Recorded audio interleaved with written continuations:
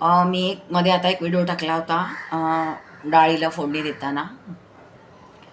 तर ती मी नेहमी मुगाची डाळच का करते?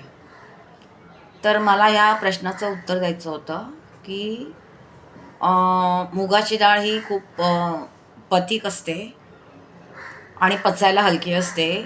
आपण आजारी माणसाला नाही का मुगाची खिचडी देतो त्याप्रमाणे. फार पूर्वी मी सुद्धा तुरीची वगैरे डाळ वापरत होते. तुरी आणि मुगाची डाळ मिक्स करून वापरत होते. तर त्यावेळेस काय झालं, 4-5 वर्षापूर्वीची गोष्ट आहे. तर मला 1 महिना बरोबर एक महिन्यासारखी रोज चक्कर यायची. तर मी नंतर खूप औषधं वगैरे केली. तर डॉक्टर नंतर मला कळलं, की मी जी तुरीची डाळ वापरत होते ना, ती पित्तवर्धक असते.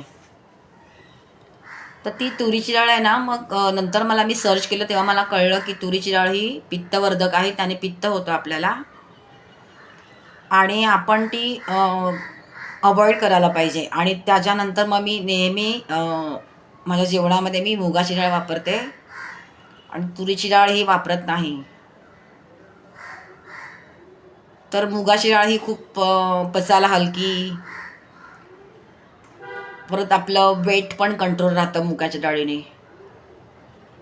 तर म्हणून मी तुम्हाला सजेस्ट करेन, की तुम्ही 40+ असाल किंवा तर तुम्ही मुगाची डाळ नेहमी खा.